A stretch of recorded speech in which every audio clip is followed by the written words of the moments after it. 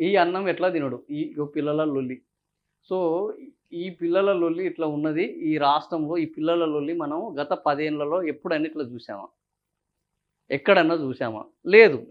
మరి ఈ పిల్లలు ఇట్లా ఈ పురుగుల అన్నం తినడము, ఈ కల్తీ అన్నం తిని, ఈ హాస్పిటల్‌లో పడడము, విద్యార్థులు ఆత్మహత్యలో పాల్గావడము, విద్యాలయాల్లో లైంగిక వేధింపులు జరగడము, ఫెయిలయిన వాళ్ళని పాసులు చేయడము, ఇదంతా ఏంది? ఈ అరాచకం ఎంత అరాచకం ఉంది.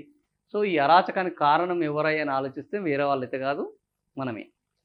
తప్పు మనలో పెట్టుకొని వేరే వాని మన మొఖం బాలేక అద్దాన్ని బలగొడితే ఏం ఉపయోగం అన్నట్టు, మనము తప్పుడు నిర్ణయాలు తీసుకుంటే వచ్చే ఫలితాలు కూడా తప్పుగానే ఉంటాయి. ఇప్పుడు అదే ఫలితాలను అనుభవించక తప్పదు.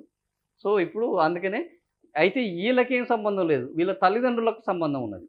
ఈ పిల్లలు ఇట్లా కావడానికి కారణం ఎవరంటే ఈ పిల్లలు కాదు. వీళ్ళ తల్లిదండ్రులు తీసుకున్న నిర్ణయం. వీళ్ళ తల్లిదండ్రులు తమ పిల్లల భవిష్యత్తు ఏమైతదని ఒక్క నిమిషం కూడా ఆలోచించకుండా ఇప్పుడిప్పుడే రాష్ట్రంలో గురుకులాలొస్తున్నాయి. నాణ్యమైన విద్య అందుతుంది. పోషకాహారం అందుతుంది.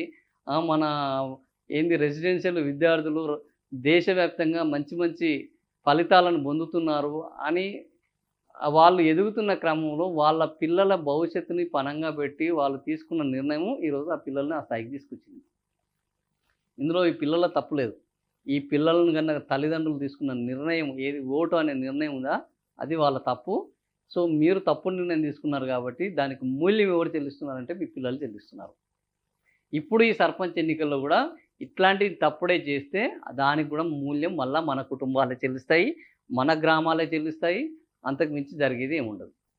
సో, తప్పు చేసిన వాళ్ళకు బుద్ధి చెప్పాలి. వాళ్ళు మారతారా, మారరా అనేది తర్వాత. ఇప్పుడు ఒక దొంగతనం చేసిన వాడిని జైల్‌లో ఏస్తారు. వాడు ఎందుకు ఇంకో దొంగతనం చేయకుండా కొంత రోజులు ఆపడం, ఒకవేళ వాళ్ళలో ఏదైనా మార్పు వస్తదేమో అని ఆలోచించడం. అరే నన్ను ఇట్లా పట్టుకుంటున్నారు, నా జీవితం ఇక్కడ గూడా ఎన్నికల్లో గూడా అధికారంలో ఉన్న వాళ్ళని సైతము వాళ్ళు నేల మీదకి దిగాలంటే, వాళ్ళ పట్ల ప్రజల యొక్క విశ్వాసము తగ్గింది అని చూపెట్టాలంటే, వాళ్ళకు ఓట్లేయడం మానేయాలి. మానేస్తే ప్రజలకు మన మీద వ్యతిరేకత వస్తుంది.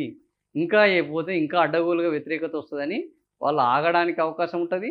అదేవిధంగా గెలిచిన వాళ్ళు ఇట్లాంటి ఈ ప్రజలను ఇబ్బంది పెట్టే ఈ పాలకులను వాళ్ళను నిలదీయడానికి అవకాశం ఉంటది.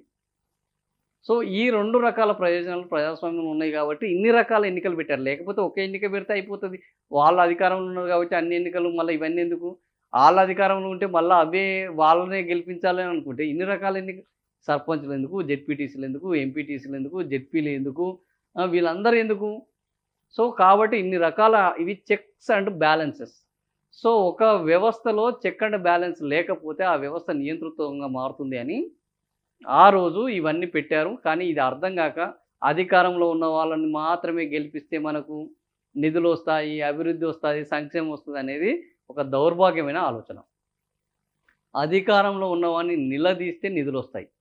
అధికారంలో ఉన్నవాడిని ప్రశ్నిస్తే ప్రజాస్వామ్యం దానికి ప్రాణం ఉంటది.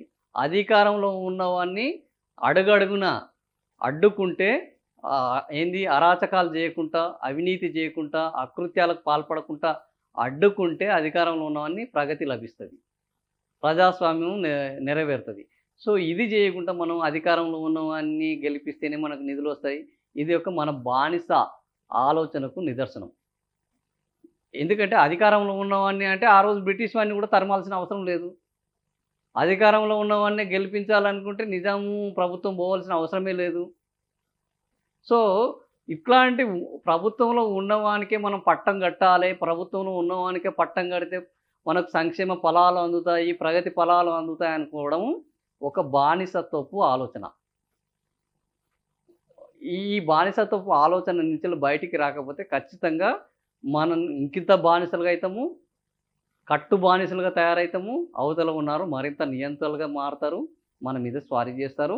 మన పిల్లలు ఇప్పుడు కనీసం పల్లాలున్నాయి.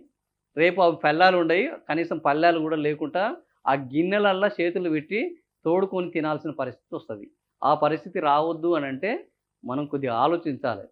ప్రజాస్వామ్యాన్ని ప్రజాస్వామ్య పద్ధతిలోనే మనం ముందడుగు తీసుకోవాలి. తెలంగాణ కూడా ప్రజాస్వామ్య పద్ధతిలోనే తెచ్చుకున్నాం. సో, నియంతృత్వ ఒకవేళ పొరపాటు జరగవచ్చు. పొరపాటు జరిగినప్పుడు ఈ పొరపాటును సరిదిద్దుకునే మార్గాలు మళ్ళా అనేక రకాల ఎన్నికలు. ఈ ఎన్నికల్లో మనం సరైన నిర్ణయం తీసుకోకపోతే మాత్రము దానికి మూల్యం చెల్లించుకోవాల్సింది మనము, మన పిల్లలు.